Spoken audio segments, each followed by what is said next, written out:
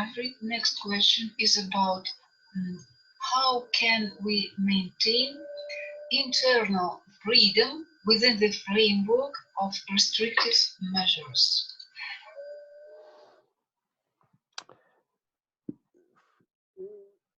Freedom has an internal part and an external part.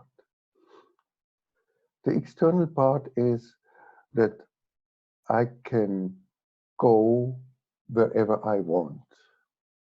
I can do whatever I want. We make a restriction of the external freedom when we put somebody into prison. Then the person cannot go for a walk whenever he or she wants. This is taking away the external freedom, and this is considered as a great punishment because the human being has a self-understanding of being a free being, a being who is autonomous and makes his or her decisions by himself, herself. And when I can do what I want, when I decide, now I go out to have a coffee with a friend, and I can do it, then I feel free in the external freedom. This type of freedom is now reduced, not totally disappeared, it did not disappear totally, but it is less than we are used. We cannot go, there is no coffee shop which is open in Vienna or I don't know, in other countries. And what about the inner freedom? What is the inner freedom? The inner freedom is in this, stems out of this dialogue with myself. I can talk with myself and nobody can stop me in this. You can put me into jail and you can close my mouth and you can even torture me, but you cannot stop my talking with myself, my being with myself, and my will. It's only me who decides what I do, what I say, how I behave. And you can torture me if I do not want to say anything, I do not say it. And it is still my freedom, even if you torture me more and more so that it becomes unbearable. It's still my freedom to say something or not. And it's still my decision. Only me, only I can decide if I'm going to say something or not. But you may say, but if the torture becomes too heavy, too painful, you will be forced to speak. No, if you look closely at it, it's not true. I'm not forced. I still have my freedom, even under the hardest, most painful conditions. But can you still be silent when you're when they are burning your skin and torturing you physically and psychically? Can you still be free? Yes, I am free. Why? Because it's me who decides to start speaking or not, because it's too painful. Because I hope when I speak, they will stop torturing me. And I do not want to be tortured more or longer and to suffer from so much pain. It is still my decision. The inner freedom cannot be taken away. The inner freedom is intimate. no other human being reaches the turning point, the element of this inner freedom. They can change outer conditions, yeah, but it's still up to me if I say yes or no. So it is so important, especially in a crisis situation, to be aware that our inner freedom is not graspable for other people. Other people can influence me, but if I say yes or no, if I agree or not, it is still me. Torture is one way to influence a person to do something as they want. Seduction is the other way, that other people influence me to do something what they want. They offer me so much money that I cannot resist to do what they want. Also, I feel it's not correct, or I shouldn't do it, or I do not fulfill my duty. We have the possibility to be corrupted and to give in when we are tortured.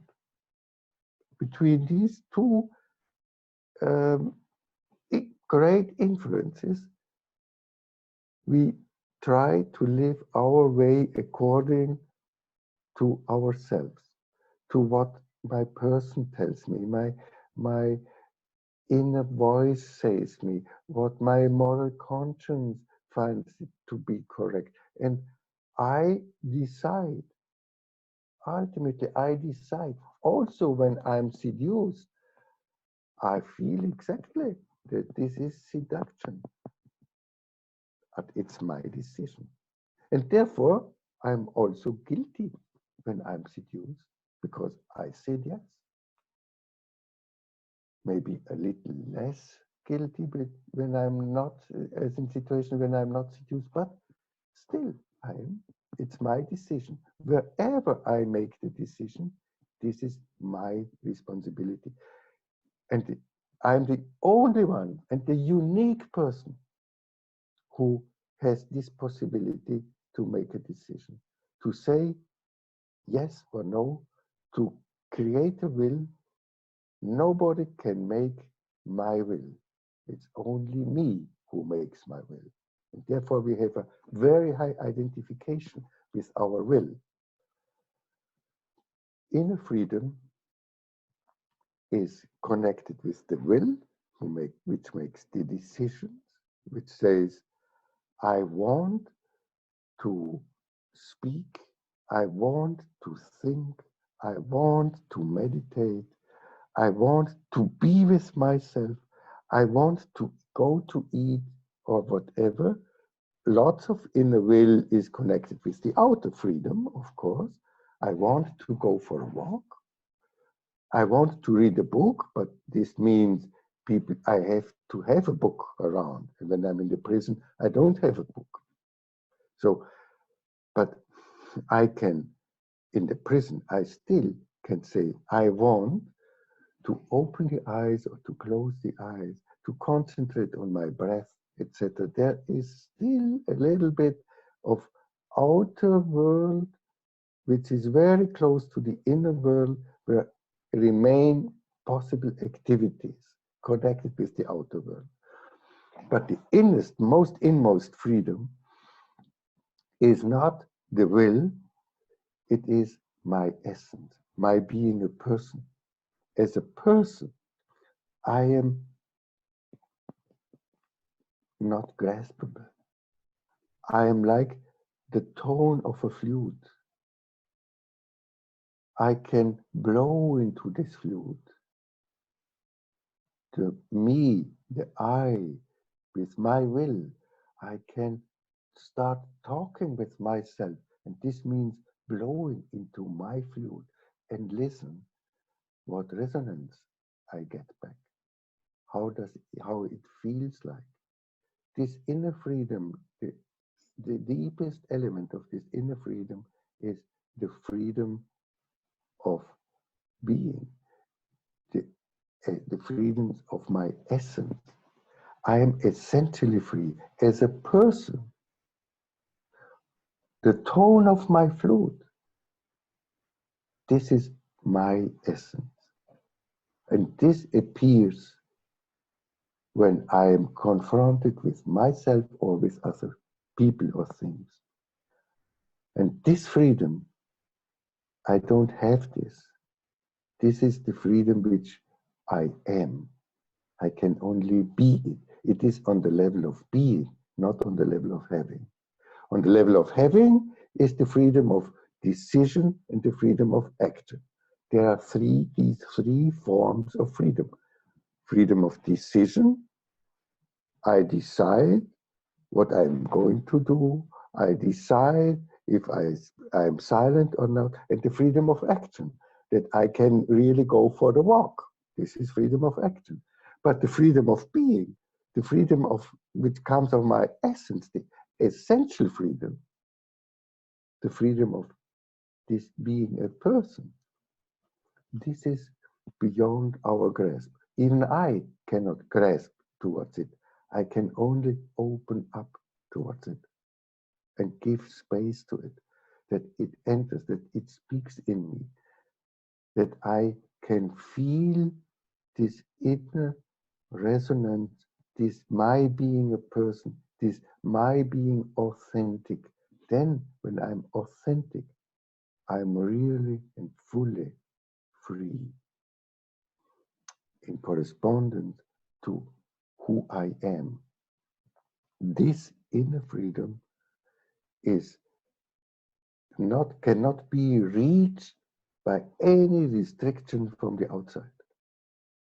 And also the inner dialogue, which is the tool how we live this inner freedom. So the outer restrictions may be a push, a stimulus to become more aware of this huge capacity, of this great richness of inner freedom, which we have and which cannot be taken away by others, and which we can cultivate and connect with and be with it and live it and bring it to irradiate it and to bring it into appearance and to keep it until the ultimate breath of our life. Thank you so much. It is fantastic to feel it inside every human being as a most essential trait of this being. Thank you.